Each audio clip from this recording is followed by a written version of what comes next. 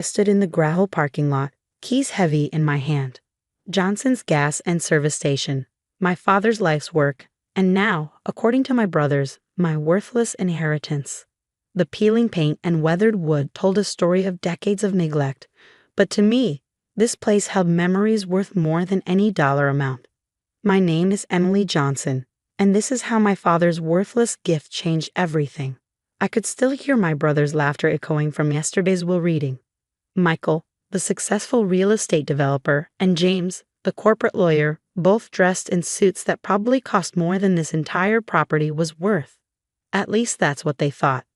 To my daughter, Emily, the lawyer had read from Dad's will, I leave Johnson's gas and service station, including all property and contents thereof. Michael had actually snorted. Dad's old junk pile, perfect for the grease monkey of the family. James had smiled that condescending smile he perfected in corporate boardrooms. Well, Em, at least you can work on cars to your heart's content, though you might want to sell soon. That land's worth nothing since they rerouted the highway. They'd been less amused when the lawyer continued reading. To my sons, Michael and James Johnson, I leave the remainder of my liquid assets to be split equally between them. Dad hadn't been poor, but he wasn't rich either. The liquid assets amounted to about $100,000 each, pocket change to my brothers, who both made their fortunes in the city while I stayed behind, helping Dad run the station and getting my mechanical engineering degree at night. Is that it? Michael had demanded. What about the lake house? The stocks? Your father sold those years ago, the lawyer explained. The proceeds were used to pay off some old debts. I knew about those debts. I'd helped Dad manage them after Mom died, watching him work 60-hour weeks to keep the station afloat and put 3 kids through college. My brothers had never looked back after graduation, too busy building their empires to notice Dad's struggles. Now, standing in front of the station in the early morning light, I felt closer to him than ever. This place had been his dream since he bought it in 1975. I'd grown up here, learning to change oil before I could drive, doing homework on the beat-up desk in his office, falling asleep to the sound of him working late into the night. The key turned smoothly in the lock. Dad had always kept everything well-oiled, even as the business declined. The bell above the door chimed just like it had thousands of times before, but the sound echoed differently in the empty space. The interior was exactly as he'd left it the day he had his heart attack. Coffee cups still on the counter, yesterday's newspaper open to the crossword puzzle he never finished. Dad had always loved crosswords, said they kept his mind sharp. Life's full of puzzles, Emmy, he used to tell me. The trick is knowing which ones are worth solving. I ran my hand along the counter, remembering all the times I'd watched him help customers here. Dad knew everyone's name, their kids' names, their car troubles, their life troubles. He'd often accept payment in installments when times were tough, keeping track in an old ledger he never computerized. The office behind the counter was small but organized. Dad's ancient desk dominated the space, its surface scarred with decades of use. The old filing cabinets lined one wall, and a calendar from 3 months ago still hung beside them, marked with service appointments in Dad's precise handwriting. I sat in his chair, the leather worn smooth by years of use. The smell of motor oil and coffee still lingered in the air, and for a moment I could almost hear his voice. Check everything twice, Emmy. The devil's in the details. Opening the desk drawers, I began the task of sorting through 45 years of business records. Dad kept everything: receipts, invoices, Christmas cards from customers, even the original purchase agreement for the station. As I worked, a pattern began to emerge. Certain documents were filed together, marked with small red dots in the corner. Others had subtle underlines or circles around dates and numbers. My father had never done anything without a reason. In the bottom drawer, I found an old photo album. Inside were pictures of the station from 1975. Dad standing proudly in front, Mom pregnant with Michael beside him. The station had been beautiful then, with fresh paint and bright signs. The highway ran right past it, bringing a steady stream of customers. But it was the background of the photos that caught my eye. Behind the station, barely visible, was an odd structure I'd never noticed before. It looked like some kind of metal framework, partially hidden by overgrown bushes. I frowned, trying to remember if I'd ever seen it. The back lot had been unused for years, gradually overtaken by weeds and scrub brush. Dad had always said we'd clear it someday, but somehow we never had. Curious, I grabbed a flashlight from the supply shelf and headed out back. The morning sun was higher now, burning off the mist that often settled in our little valley. The weeds came up to my waist as I pushed through them, following the path I remembered from childhood. The structure was still there, almost completely hidden by decades of growth. As I got closer, I could see it was some kind of derrick, maybe 20 feet tall. My heart started beating faster. Could it be? But before I could investigate further, a car pulled up out front, gravel crunching under its tires. Through the weeds, I could see Michael's expensive SUV parking next to my old pickup truck. "Emily," he called out. "You here? We need to talk about this place." I sighed, tucking the photo into my pocket. Michael never talked about anything. He announced, demanded, and expected compliance. But this time, something told me to keep my discovery to myself. "Coming," I called back, making my way through the weeds. As I emerged, I saw both my brothers standing by Michael's car, looking out of place in their business casual attire. "Emily," James began, using his lawyer voice, "we've been thinking. This place is a liability. The environmental cleanup alone would cost more than it's worth. Why don't you let us buy you out? We'll give you, say, $25,000. That's generous, considering." I looked at them, my successful, sophisticated brothers who'd never understood why I loved this place, why I had stayed to help Dad while they built their lives elsewhere. "Thanks, but no thanks," I said. "I think I'll hold on to it for a while." Michael's face darkened. "Don't be stupid, Em. You can't run a gas station these days. The big chains have taken over. This place is dead. Has been for years." "Maybe," I replied, fingering the photo in my pocket. "But it's mine now, and I'm keeping it." "We'll give you $30,000, James offered. "Final offer. Sign the papers today." I smiled, remembering Dad's words about puzzles worth solving. "No, thank you. Now, if you'll excuse me, I have work to do." They left angry, Michael's tires spitting gravel as he accelerated too fast. But I barely noticed. My mind was already back on that structure behind the station, and the meticulous records Dad had kept all these years. That evening, after hours of searching through files, I found what I was looking for. A document from 1975, marked with one of Dad's red dots. It was a geological survey of the property, including the back lot. My hands shook as I read it. If this was right, if Dad had known all along, I needed to make some calls.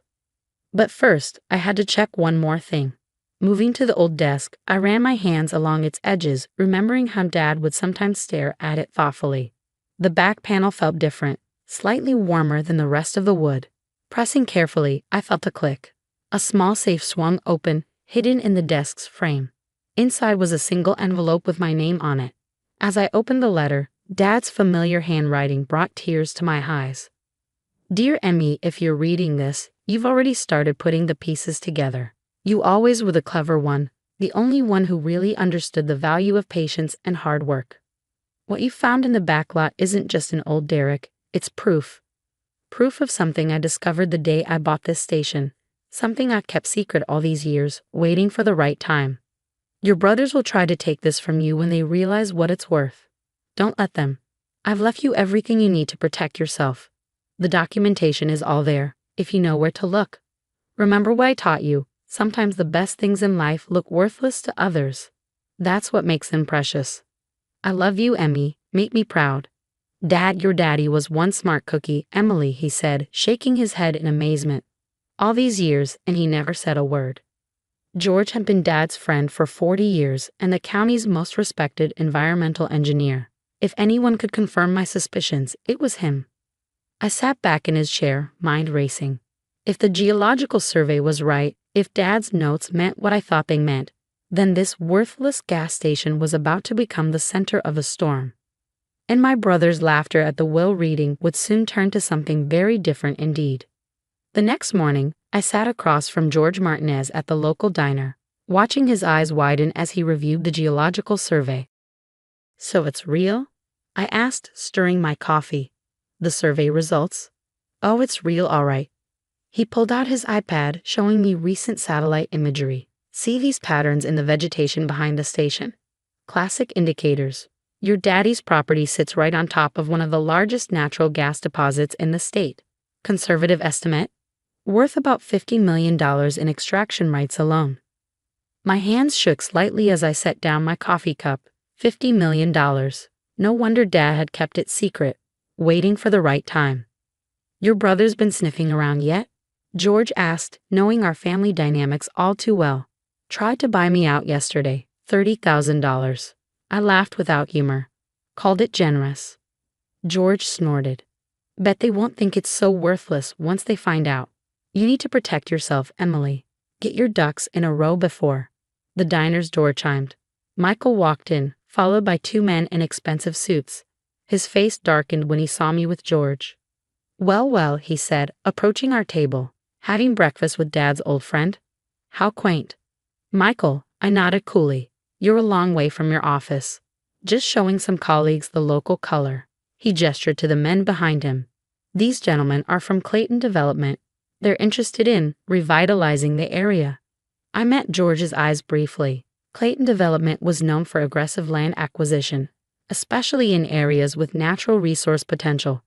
Sorry to interrupt your meal, one of the suits said smoothly, but we'd love to discuss some opportunities with you, Miss Johnson. Perhaps in a more private setting. Emily's not interested, George said firmly, gathering the papers on the table. Michael's fake smile vanished. This isn't your business, old man. Emily, these gentlemen are prepared to make a very generous offer. Don't be foolish. I stood up, placing a $10 bill on a table. Thanks for breakfast, George. Michael, you can tell your friends I'm not selling. Not now, not ever. As I walked out, I heard Michael call after me. You can't develop that land yourself, Emily. You need connections, money, expertise. But I was already heading to my truck, mind racing. Michael's appearance with Clayton Development meant one thing. Somehow, he'd found out about the gas deposits, which meant I needed to move fast. Back at the station, I dove back into Dad's files with new purpose. The red-dotted documents told a story, one that Dad had carefully documented over decades. Environmental studies, property surveys, mineral rights confirmations, local ordinance changes. He'd recorded everything. But it was a series of letters from 1975 that made me understand his true genius.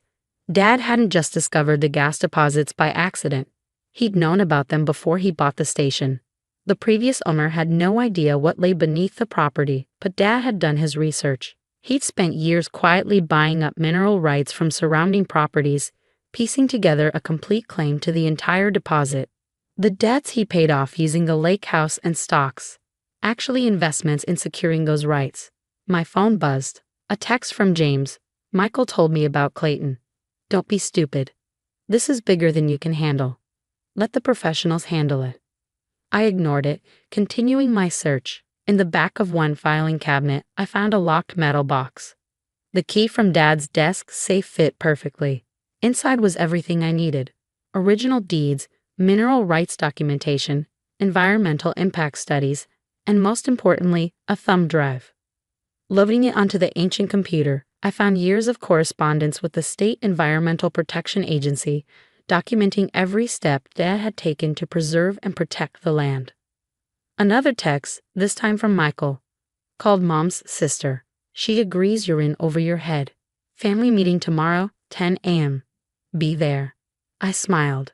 Same old Michael, trying to use Aunt Sharon to pressure me. But he didn't know what I knew, that Dad had already thought of everything. The next morning, I arrived at Michael's downtown office to find not just my brothers, but Aunt Sharon, 2 Clayton Development executives, and a team of lawyers. Emily, Michael began, every inch the successful businessman. We're here to help you make the right decision. Clayton is prepared to offer you $500,000 for the property. That's more than fair. I set my briefcase on the conference table. Actually, I have a counter-proposal. James laughed. Counter-proposal. Emily, you don't even know what you're sitting on. You mean the natural gas deposits? I said quietly. The room fell silent. Worth about $50 million in extraction rights? Yeah, I know all about those. Michael's face reddened. How did you? Dad told me, I interrupted, opening my briefcase. Briefcase. Well, he left me the breadcrumbs to follow. While you two were building your careers in the city, he was building something too. Something he knew only I would understand and appreciate. I laid out the documents one by one. Complete mineral rights to the entire deposit, environmental impact studies, state approvals, even a preliminary extraction plan that meets all current safety standards. The Clayton executives leaned forward, suddenly very interested. But that's family property, Aunt Sharon protested. Your brothers should have a say. Actually, I pulled out one final document they don't. Dad transferred everything to a trust in my name 5 years ago. It's all completely legal and binding. Right, James? James grabbed the trust document, scanning it with growing dismay. This is ironclad, he admitted reluctantly. So here's my counter-proposal. I turned to the Clayton executives. I maintain controlling interest in the property and all rights. You provide the extraction expertise and infrastructure. We split the profits 70-30 in my favor, with a guaranteed commitment to environmental protection and local job creation. That's ridiculous, Michael spluttered. You can't. Actually, she can, one of the Clayton executives interrupted. And it's a fair proposal given the value of the assets. He turned to me with new respect. Would you be willing to discuss terms? 4 hours later, I walked out of Michael's office with a signed preliminary agreement. The Clayton lawyers would draw up the final contracts, but the basic terms were set. I'd maintain control while leveraging their expertise and resources, exactly as Dad had planned. Emily, wait. James caught up to me at the elevator. How long have you known? About the gas, since yesterday. About Dad's trust in me, my whole life. The elevator doors opened. You two could have visited him more. Asked him about his work. Shown some interest in the station beyond its apparent value. We had careers to build, Michael said, joining us. Responsibilities. So did I replied. To Dad, to the station, to the community he loved. Guess it all worked out exactly as it should have. Back at the station that evening, I sat in Dad's chair, looking at his crossword puzzle from that last morning. He finished more of it than I'd initially thought. I just hadn't looked carefully enough. In the margin he'd written one final note. Emmy, the real puzzle isn't finding treasure, it's becoming the kind of person who deserves to find it. Over the next year, Johnson's gas and service station transformed into Johnson Energy Corporation. We maintained the original building as our headquarters, restored to its 1975 glory, while developing the back lot into a state-of-the-art natural gas facility. The project brought hundreds of jobs to our small town. The extraction was done with cutting-edge environmental protections, just as Dad had envisioned. We even established a scholarship fund for local students interested in environmental engineering. Michael and James eventually came around, especially after I invited them to join the company's board of directors. In non-controlling positions, of course. Sometimes the best way to heal family wounds is to give people a chance to earn what they thought they deserved. Every morning, I still arrive early, just like Dad taught me. The old Phillips 66 sign has been restored, standing proudly alongside our new corporate logo. Joe, our first employee's son, runs the service station portion of the business, keeping Dad's tradition of personal service alive. And in my office, Dad's old office, I keep two things on prominent display: the original geological survey that started it all, and a framed quote that Dad had written in his letter to me. The true value of anything, property, business, family, isn't in what others think it's worth, but in what you're willing to invest in it. Time, faith, love. Those are the real assets that appreciate. Last week, a young girl came into the station with her father, who was getting his car serviced. She was fascinated by the old desk, now restored to its former glory. My dad built this company right here at this desk, I told her. He taught me that sometimes the best treasures are hiding in plain sight. You just have to be patient enough to look for them, and wise enough to recognize them when you find them. She nodded solemnly, running her hand along the desk's smooth surface. Do you miss him? Every day, I replied, but he left me something better than money or property. He left me his legacy, not just what he built, but how he built it. With integrity, patience, and faith in the future. As I watched her leave with her father, I thought about how life comes full circle. Somewhere out there, another father is teaching another daughter the value of looking beneath the surface, of seeing worth where others see waste. And maybe, just maybe, she'll remember that lesson when it matters most. I sat in my parents' driveway, staring at the house I'd grown up in. The once pristine Victorian mansion looked tired now. Paint peeling, gutters sagging, The carefully manicured lawn I remembered overgrown and patchy. It was a perfect metaphor for my family's fall from grace. My mother's desperate phone call yesterday had caught me off guard. 7 years of silence, broken by tears and pleas for help. The house was in foreclosure. They needed $400,000, and they had nowhere else to turn. Please, Lily, she had sobbed. I know we haven't been there for you, but we're your parents. We need you. My name is Lily Chen, and at 35, I was about to show my family exactly what their disappointment of a daughter had become. The last time I'd seen them, I was 28, and they were cutting me off completely, financially, emotionally, completely, because I'd refused to take over the family's failing import business. You're throwing away everything we built for you, my father had shouted that day. All our sacrifices, all our plans, worthless. What they didn't know was that I'd already been building something of my own. While they were pushing me to follow their path, I'd been quietly developing a revolutionary AI algorithm. The day they disowned me, I had already secured my first round of venture capital funding. Now, 7 years later, my tech company, Neural Dynamics, was worth billions. I kept my success quiet, staying out of the press, letting others be the public face of the company while I focused on innovation. My parents, caught up in their own drama, had never bothered to look into what had become of their disappointing daughter. Taking a deep breath, I stepped out of the car. The click of my Louboutins against the cracked concrete walkway seemed to echo in a quiet neighborhood. Before I could reach the door, it flew open. Lily, my mother exclaimed, her eyes widening at my appearance. The daughter she'd last seen in jeans and a hoodie now stood before her in a tailored Channel suit, wearing jewelry that cost more than their mortgage. Hello, Mother, I said calmly. May I come in? She stepped aside, flustering with her hands like she always did when nervous. Of course. Your father's in the living room. We weren't expecting you so early. I followed her through the foyer, noting how the once elegant house had fallen into disrepair. The antique furniture was dusty, the Persian rugs threadbare. The pride of the Chin family had clearly seen better days. My father sat in his favorite leather armchair, looking older and smaller than I remembered. His eyes narrowed as he took in my appearance. You look expensive, he said, his tone a mix of confusion and suspicion. Things have changed, Father, I replied, sitting down across from him. But then that's why I'm here, isn't it? Things have changed for you too. My mother perched on the edge of the sofa, wringing her hands. Lily, we're so grateful you came. We didn't know who else to turn to. The bank is foreclosing, I finished for her. Yes, you mentioned that.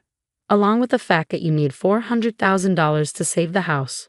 What I'd like to know is how you got here. My father's face darkened. The business had some setbacks. The market changed, suppliers became unreliable. We had to take out loans to keep things afloat. I nodded slowly. The import business I refused to take over. The one you said I was foolish to walk away from. That business. Lily, my mother interrupted, clearly trying to prevent an argument. Please, we know we hurt you. We said terrible things. But we're your parents and we need help. I studied them both, my proud father, now unable to meet my eyes, and my mother, still trying to manage everyone's emotions. They looked tired, defeated. Part of me wanted to tell them everything right then. About my success, my company, the fortune I built.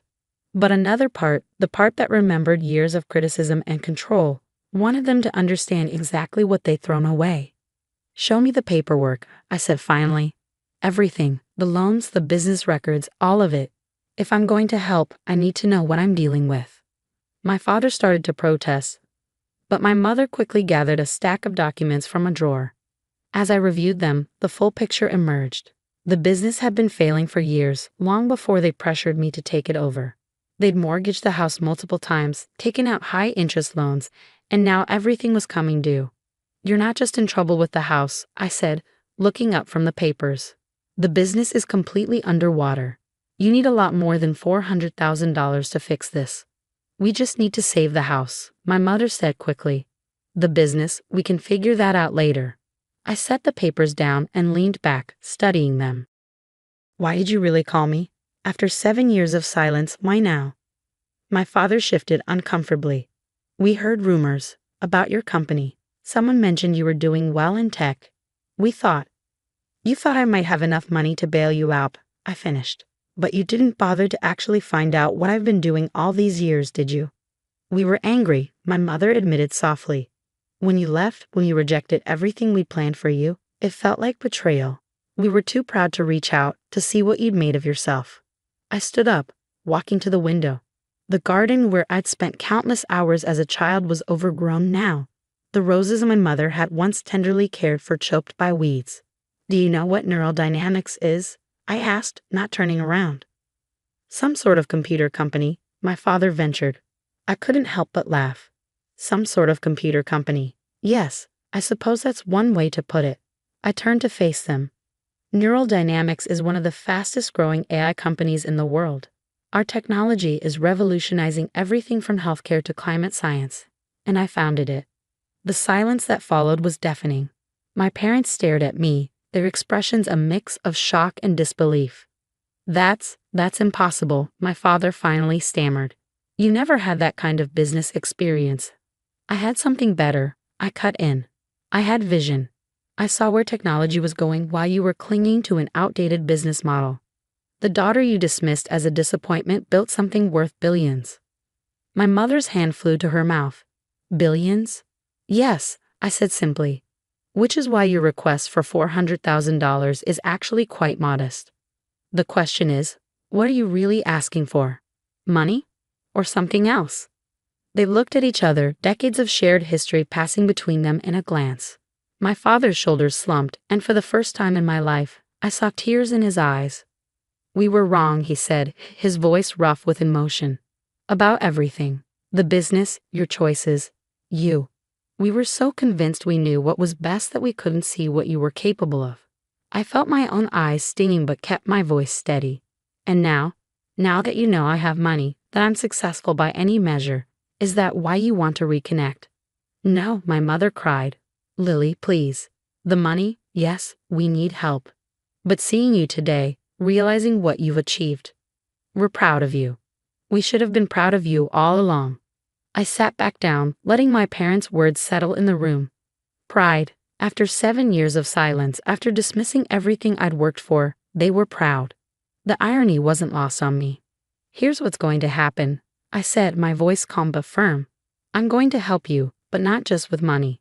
This is going to be about rebuilding everything, including our relationship, and it's going to happen on my terms. My father started to speak, but I held up my hand. Let me finish. First, I'm going to have my team do a complete audit of your finances. Everything. No secrets, no hidden debts. I need to know exactly what we're dealing with. Your team? My mother asked softly. Yes, mother. I have a team of financial advisors who manage my assets. They'll handle this professionally and discreetly. I pulled out my phone and sent a quick text to Sarah, my chief financial advisor. Within moments, she replied confirming she'd start the process immediately. Second, I continued, we're going to talk. Really talk. About everything that happened, everything that was said. No more sweeping things under the rug or pretending the past didn't happen. My parents exchanged nervous glances. The Chen family had never been good at emotional honesty. We were masters at avoiding difficult conversations, letting resentment build until it exploded. And third, I said, standing up, you're going to come see what I've built. Tomorrow, I'm taking you to Neural Dynamics. It's time you understood exactly what your daughter has achieved. The next morning, I picked them up in my Rolls Royce. My mother had made an effort to dress up, wearing one of her old designer suits that now hung loose on her frame. My father looked uncomfortable in a tie that had seen better days. As we drove through the city, heading toward the gleaming towers of the tech district, my mother kept glancing at me. What is it? I finally asked. You seem so different, she said. Confident, in control. I smiled slightly. I always was, mother. You just never saw it because it didn't fit your image of who I should be. We pulled into the private parking garage beneath the Neural Dynamics building, 40 stories of glass and steel that housed over 3,000 employees. As we stepped into the private elevator, my father's eyes widened at the fingerprint scanner. Security is tight, I explained. We develop proprietary technology here. What we're working on is worth billions. The elevator opened directly into my executive suite on the top floor. Floor-to-ceiling windows offered a panoramic view of the city, and multiple screens displayed real-time data from our global operations. "This is impressive," my father said, turning slowly to take it all in. Sarah was waiting for us, tablet in hand. "Ms. Chen, I have the preliminary audit results." I nodded. "Thank you, Sarah. What's the damage?" She glanced at my parents before continuing. "Total outstanding debt is approximately $2.3 million, including the house mortgages, business loans, and various credit lines. Most of it is high interest and overdue." I heard my mother's sharp intake of breath. The number was clearly higher than they'd admitted, even to themselves. "Options?" I asked. "We can clear it all immediately if you want," Sarah replied, "or set up a structured payment plan if you prefer to handle it that way." My father's face had gone pale. $2.3 million, he whispered. "Lily, we had no idea it had gotten so bad." "You didn't want to know," I corrected him. "Just like you didn't want to know what I was doing with my life. It was easier to look away." I turned to Sarah. "Set up a payment plan. I'll cover it all, but I want it structured properly, and I want the business officially closed. No more throwing good money after bad." After Sarah left, I led my parents into my private conference room. The walls were lined with awards and press coverage, articles about neural dynamics innovations, my patents, our company's impact on various industries. "This is what you walked away from," my mother said, reading one of the headlines, "when you refused to take over the family business." "No," I corrected her. "This is what I walked toward. You saw it as walking away because you couldn't imagine anything beyond what you had planned for me."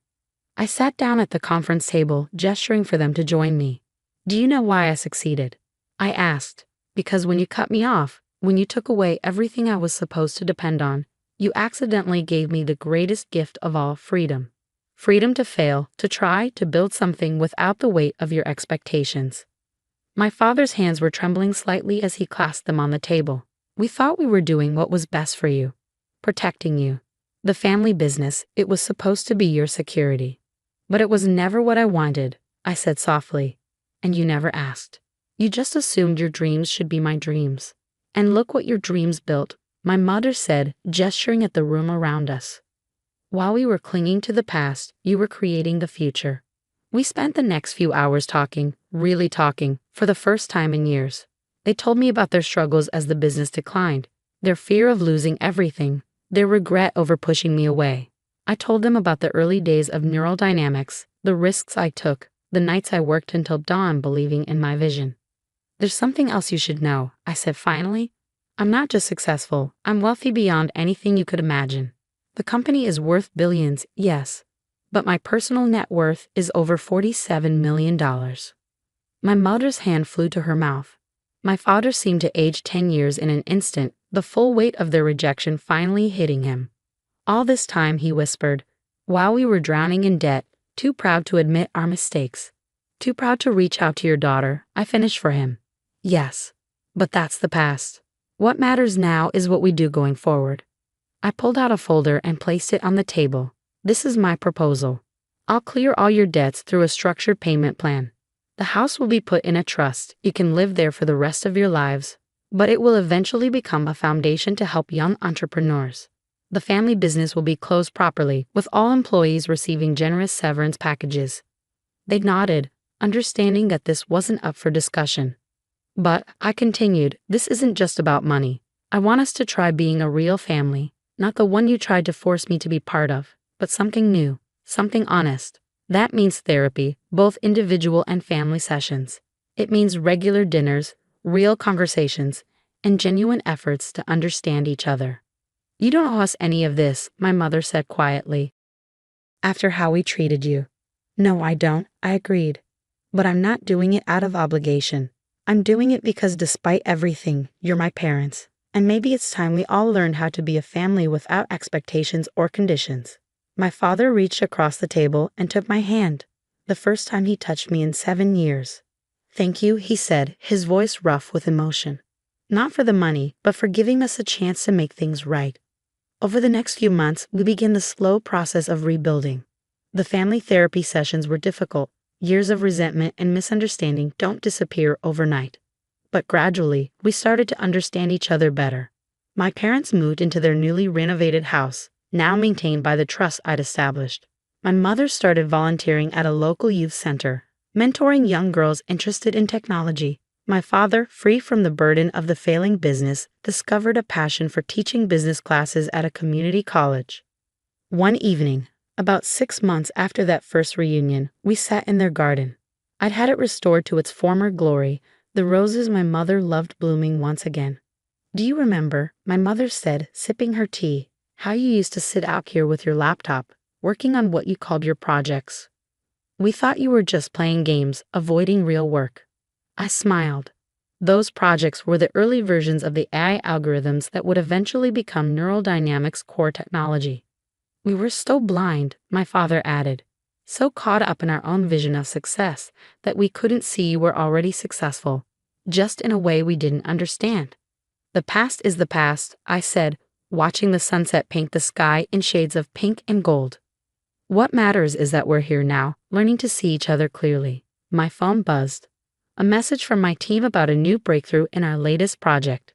Looking at the message, then at my parents, I felt a sense of completion.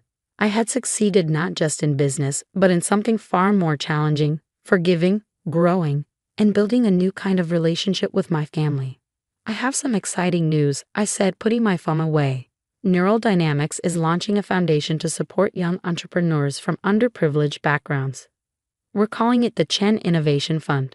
My parents' eyes widened. "You're using our name?" my father asked.